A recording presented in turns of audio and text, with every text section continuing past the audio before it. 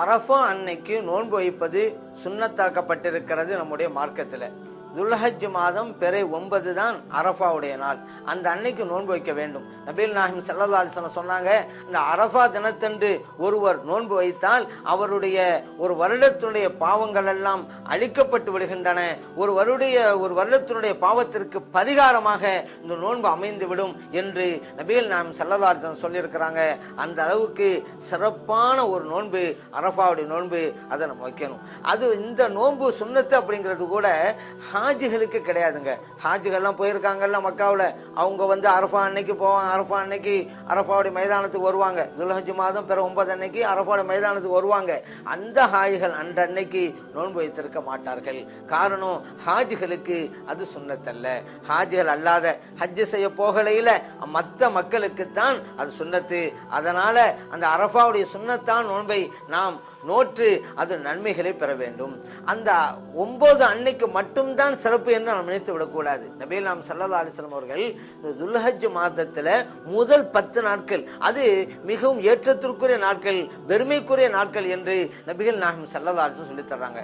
அதனால துல்ஹஜ் மாதம் பிற 1 வந்துட்டா அதுல இருந்து 10 நாட்கள் அதாவது பெருநாள் வரைக்கும் நீங்க அதிக வணக்க வழிபாடுகளை செய்யுங்கள் என்றும் நபிகள் நாயகம் ஸல்லல்லாஹு அலைஹி வஸல்லம் சொல்லி இருக்கிறாங்க. அப்ப பிற 1 இருந்து 9 வரைக்கும் நீங்க நோன்பு வைங்க. அந்த நோன்பு ஒரு வருடத்தின் நோன்புக்கு ஈடானது அப்படின்னாங்க. துல்ஹஜ் மாதம் பிற 1, 2, 3 இதுல எல்லாம் நோன்பு வைப்பது நல்லது. ஒரு நாளுடைய நோன்பு ஒரு வருடத்துடைய நோன்புக்கு நிகரானது அப்படிங்கிறத நபிகள் நாயகம் ஸல்லல்லாஹு அலைஹி வஸல்லம் சொல்லி தந்திருக்கிறாங்க. அதே போல இந்த 10 நாட்களுடைய இரவுகளில் நின்று வணங்குவது அப்படிங்கிறது, லைலத்துல் கத்ர் இரவிலே நின்று வணங்கினால் எந்த நன்மையை தருமோ அந்த நன்மையை உங்களுக்கு பெற்று தரும் என்பதையும் நபிகள் நாயகம் ஸல்லல்லாஹு அலைஹி வஸல்லம் சொல்லி இருக்கிறாங்க.